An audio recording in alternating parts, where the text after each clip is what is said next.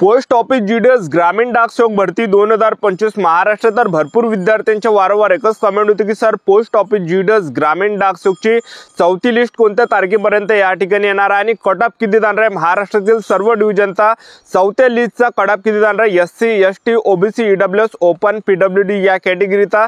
तर या महाराष्ट्रातील सर्व डिव्हिजनचा कट ऑफ किती जाणार आहे। Ahilyanagar division, Akola, Amravati, Chhatrapati Sambhaji Maharaj Nagar, Baramati, Beed, Bhusawal, Buldhana, Chandrapur, Dhule, Goa, Jalgaon, Karad, Kolhapur, Malegaon, Mumbai city north west, Nagpur city, Nagpur Mofussil, Nanded, Nashik, Navi Mumbai, Osmanabad, Palghar, Pandharpur, Parbhani, Pune city east, Pune city west, Pune Mofussil, Raigad, Ratnagiri, Miraj, Bhusawal, Sangli, Satara, Shrirampur, Sindhudurg, Solapur, Thane, Wardha, Yavatmal.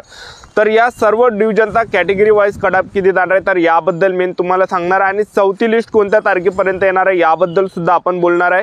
आजचा व्हिडिओ खूप महत्त्वाचा होणार आहे, व्हिडिओ शेवटपर्यंत बघा आणि व्हिडिओला आताच लाईक करा। नमस्कार विद्यार्थी मित्रांनो, माझी नोकरी कॉर्नर यूट्यूब चॅनलवर मी गोपाल अनखळे तुमचं सर्वांचं सहर्ष स्वागत करतो। तर मित्रांनो, व्हिडिओचा थंबनेल बघून तुमच्या लक्षात आलं असेल की आपला व्हिडिओ कोणत्या टॉपिकवर होणार आहे। व्हिडिओ सुरू करण्याच्या आधी आपल्या यूट्यूब चॅनलला सबस्क्राइब करा जेणेकरून प्रत्येक भरतीचे अपडेट तुमच्यापर्यंत सर्वात आधी पोहोचेल। जास्त करून पोस्ट ऑफिस जीडीएस ग्रामीण डाक सेवक भरतीच्या रिलेटेड जास्त व्हिडिओ आपल्या चॅनलवर अपलोड करत असताना 10वी 12वी पास भरतीच्या रिलेटेड जास्त व्हिडिओ आपल्या चॅनलवर अपलोड करत असतो। व्हिडिओ सुरू करण्याच्या अगोदर सर्वांना एक रिक्वेस्ट आहे की तुम्हाला 10वी मध्ये किती पर्सेंटेज आहे आणि तुम्ही कोणत्या डिव्हिजन मध्ये फॉर्म भरलाय हे नक्की व्हिडिओ खाली कमेंट बॉक्स मध्ये सांगा जेणेकरून मला सुद्धा अंदाज लागणार आहे की मुलांना सरासरी किती पर्सेंटेज आहे, जेणेकरून त्या विद्यार्थ्यांचं सिलेक्शन होणार आहे। जेणेकरून मला सुद्धा अंदाज लागणार आहे की 94 वाले किती आहे, 93 वाले किती आहे, 92 वाले, 90 वाले, 85, 80, 70, 50, 60 अशा प्रकारे किती पर्सेंटेज वाले पोरं आहेत। तर हे आपल्याला या ठिकाणी सरासरी अंदाज या ठिकाणी लागणार आहे। विद्यार्थ्यांचे वारंवार एकच कमेंट होती की सर पोस्ट ऑफिस जीडीएस ग्रामीण डाक सेवकची चौथी लिस्ट येणार आहे की नाही येणार आहे, असे सुद्धा मला बऱ्याच विद्यार्थ्यांचे वारंवार कमेंट आले। कारण की बऱ्याच विद्यार्थ्यांना असं वाटत आहे की बाबा लिस्ट लागणार नाही चौथी। मला आता सांगून देतो, हा भ्रम काढून घ्या की बाबा चौथी लिस्ट लागणार नाही। ज्यांना सुद्धा वाटत असेल तर मी तुम्हाला आता सांगून देतो, चौथी लिस्ट जे आहे पोस्ट ऑफिस जीडीएस ग्रामीण डाक सेवकची 100% येणार आहे, लिहून ठेवा। कारण की जे तिसरी लिस्ट आहे, तिसरी लिस्ट मध्ये फर्जीवाडा झालाय, त्यामुळे भरपूर मुलं डॉक्युमेंट व्हेरिफिकेशन करण्यासाठी गेलेले नाहीये। त्या ठिकाणी त्यांनी डॉक्युमेंट व्हेरिफिकेशन केले नाही, तर त्या जागा ज्या भरल्या नाहीये, जागा खाली आहे सध्याच्या कंडिशनला आणि त्याच्यासाठी चौथी लिस्ट या ठिकाणी लावल्या जात आहे। तर आता चौथी लिस्ट कोणत्या तारखेपर्यंत येणार आहे तर ते मी तुम्हाला आता सांगून देतो। 17 जूनच्या आसपास या ठिकाणी पोस्ट ऑफिस जीडीएस ग्रामीण डाक सेवकच्या चौथ्या मेरिट लिस्टचा रिझल्ट या ठिकाणी लागणार आहे महाराष्ट्राचा। तर 17 जून पर्यंत आपल्याला यामध्ये वाट पाहायची। 17 जूनच्या आसपास पोस्ट ऑफिस जीडीएस ग्रामीण डाक सेवकच्या रिझल्ट या ठिकाणी येणार आहे आणि चॅनल सबस्क्राइब करून ठेवा, वेळोवेळी अपडेट मी तुम्हाला देतच राहणार आहे पोस्ट ऑफिस जीडीएस ग्रामीण डाक सेवक बद्दल।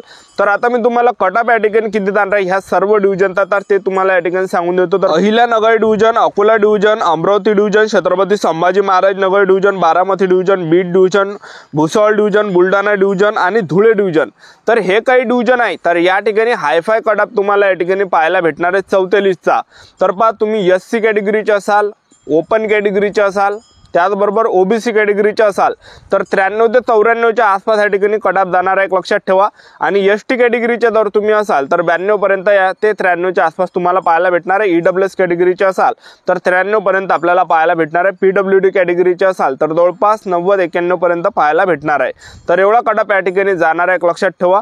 आणि त्यानंतर जळगाव डिव्हिजन आहे, कराड डिव्हिजन आहे, कोल्हापूर डिव्हिजन आहे, मालेगाव डिव्हिजन आहे, मुंबई सिटी नॉर्थ वेस्ट आहे, नागपूर सिटी आहे, नागपूर मुफसूल आहे, नांदेड आहे, नाशिक आहे। या डिव्हिजन मध्ये तो कट ऑफ जाणार आहे। यूआर कॅटेगरी झालं, ओबीसी कॅटेगरी झालं, एससी कॅटेगरी झालं तर 92 ते 93 पर्यंत या ठिकाणी कट ऑफ तुम्हाला पाहायला भेटणार आहे। त्याचबरोबर तुम्ही एसटी कॅटेगरीचे असाल तर 90 ते 89च्या आसपास या ठिकाणी या डिव्हिजनचा कट ऑफ जाणार आहे। त्याचबरोबर तुम्ही पीडब्ल्यूडी कॅटेगरीचे असाल तर जवळपास तुम्हाला 70 ते 80% वरती या ठिकाणी कट ऑफ पाहायला भेटू शकते। आणि ईडब्ल्यूएस कॅटेगरीचे जर तुम्ही असाल तर ईडब्ल्यूएस कॅटेगरीचा जो कट ऑफ आहे हा सुद्धा या ठिकाणी 91 ते 92 पर्यंत तुम्हाला या ठिकाणी पाहायला भेटू शकते, लक्षात ठेवा, ठीक आहे। त्यानंतरचं जे डिव्हिजन आहे, नवी मुंबई डिव्हिजन आहे, उस्मानाबाद डिव्हिजन आहे, पंढरपूर डिव्हिजन आहे, परभणी डिव्हिजन आहे, पुणे सिटी ईस्ट आहे, पुणे सिटी वेस्ट आहे, पुणे मुफसूल आहे। तर एवढे काही डिव्हिजन आहे। तर ह्या डिव्हिजनचा जो कट ऑफ कॅटेगरी वाईज जाणार आहे तर पहा, एससी कॅटेगरी, ओबीसी कॅटेगरी आणि ओपन कॅटेगरीचे जर तुम्ही असाल तर जवळपास 93 ते 92 पर्यंत या ठिकाणी कट ऑफ जाणार आहे, लक्षात ठेवा। आणि त्याचबरोबर तुम्ही एससी कॅटेगरीचे असाल, तरी सुद्धा या ठिकाणी 92-93 पर्यंत कडाप तुम्हाला पाहायला भेटणार आहे। त्याचबरोबर तुम्ही एसटी कॅटेगरीचे असाल जवळपास 90 ते 91 पर्यंत तुम्हाला एसटी कॅटेगरीचा कडाप पाहायला भेटणार आहे। आणि त्याचबरोबर ईडब्ल्यूएस कॅटेगरीचे जर तुम्ही असाल तर ईडब्ल्यूएस कॅटेगरीचा सुद्धा यामध्ये 92 पर्यंत कडाप तुम्हाला पाहायला भेटणार आहे। तर एवढाच सेफ झोन या ठिकाणी असणार आहे। त्यानंतरचं जे डिव्हिजन आहे मिरज डिव्हिजन आहे, भुसावळ डिव्हिजन आहे, सांगली डिव्हिजन आहे, सातारा, श्रीरामपूर डिव्हिजन, सोलापूर, ठाणे, वर्धा, यवतमाळ, तर ह्या डिव्हिजनचा जो कडाप आहे SC category, OBC category, open कॅटेगरीचे असाल तर जवळपास 92-93 च्या आसपास या ठिकाणी कडाप तुम्हाला पाहायला भेटणार आहे। एसटी कॅटेगरीचा 89 पर्यंत तुम्हाला कडाप पाहायला भेटणार आहे। त्याचबरोबर ईडब्ल्यूएस कॅटेगरीचा जो कडाप पाहायला भेटणार आहे तर हा जवळपास 90-91 पर्यंत पाहायला भेटणार आहे। तर एवढाच या ठिकाणी सेफ झोन असणार आहे। आणि पीडब्ल्यूडी कॅटेगरीचे असाल तर 80 च्या वरती सुद्धा कडाप या डिव्हिजनचा जाऊ शकतो, एक लक्षात ठेवा, ठीक आहे। आणि आता सर्वात कमी जो कडाप कोणकोणत्या डिव्हिजनचा जाणार आहे तर ते तुम्हाला सांगून देतो। तर चंद्रपूर डिव्हिजन आहे, त्याचबरोबर पालघर डिव्हिजन आहे, त्याचबरोबर गोवा डिव्हिजन आहे, रत्नागिरी डिव्हिजन आहे, सिंधुदुर्ग डिव्हिजन आहे, रायगड डिव्हिजन आहे। तर हे काही डिव्हिजन आहे तर ह्या डिव्हिजनचा जो कडाप हा आपल्याला खूप कमी या ठिकाणी पाहायला भेटणार आहे। तर एससी कॅटेगरीचे असाल, ओबीसी कॅटेगरीचे असाल, यूआर कॅटेगरीचे असाल तर ह्या कॅटेगरीचा जो कडाप हा जवळपास तुम्हाला 91 ते 92 पर्यंत या ठिकाणी पाहायला भेटणार आहे। आणि त्याचबरोबर तुम्ही एसटी कॅटेगरीचे असाल तर जवळपास 88 पर्यंत या ठिकाणी कडाप जाणार आहे। त्याचबरोबर ईडब्ल्यूएस कॅटेगरीचे असाल तर 89 ते 90 च्या आसपास या ठिकाणी पाहायला भेटणार आहे। आणि पीडब्ल्यूडी कॅटेगरीचे असाल तर 70 च्या वरती सुद्धा आपल्याला यामध्ये कडाप पाहायला भेटणार आहे। 70 च्या वरती किंवा 80 च्या वरती सुद्धा कडाप तुम्हाला यामध्ये पाहायला भेटणार आहे, एक लक्षात। तर आता ज्या पण विद्यार्थ्यांना 60%, 70%, 80%, 90% अशा गटातील विद्यार्थ्यांचं सिलेक्शन होणार आहे का, अशा बरेच विद्यार्थ्यांचे कमेंट होते। तर मी तुम्हाला आताच सांगून देतो, हे जे आता पोस्ट ऑफिस जीडीएस ग्रामीण डाकसोकची 4थी लिस्ट लागणार आहे तर त्यामध्ये 60% झालं, 70% झालं, 80% झालं, 90% झालं, तर ह्या काही गटातील त्या ठिकाणी सिलेक्शन होणार आहे। तर अशा काही विद्यार्थ्यांचं सिलेक्शन होणार आहे ज्या डिव्हिजनमध्ये खऱ्या अर्थानं कमी अर्ज आले असेल त्या ठिकाणी जे कडाप कमी तुम्हाला पाहायला भेटणार आहे। तर तो एसटी कॅटेगरीचा सुद्धा विद्यार्थी असू शकतो की त्यांना 70 ते 80% च्या वरती लिस्टमध्ये पाहायला तुम्हाला नाव भेटणार आहे। त्याचबरोबर पीडब्ल्यूडी कॅटेगरीचा सुद्धा तो विद्यार्थी असू शकते की त्याचा 70 च्या वरती 80% वरती या ठिकाणी सिलेक्शन झालं म्हणून। तर या ठिकाणी ज्या ठिकाणी खऱ्या अर्थानं कमी अर्ज आले असेल तर त्या ठिकाणी नक्की जे ज्यांना 60%, 70%, 80%, 90%, 91% अशा विद्यार्थ्यांना संधी या ठिकाणी भेटणार आहे, लक्षात ठेवा, ठीक आहे। तर कोणतेही या ठिकाणी महाराष्ट्रातील जे सांगता येत नाही की कोणतं असं डिव्हिजन आहे की बाबा त्या ठिकाणी कमी अर्ज आले, ज्या ठिकाणी म्हणजे कमी पर्सेंटेज वाल्या मुलांनी फॉर्म भरले, असं जे सहसा या ठिकाणी सांगता येत नाही, लक्षात ठेवा।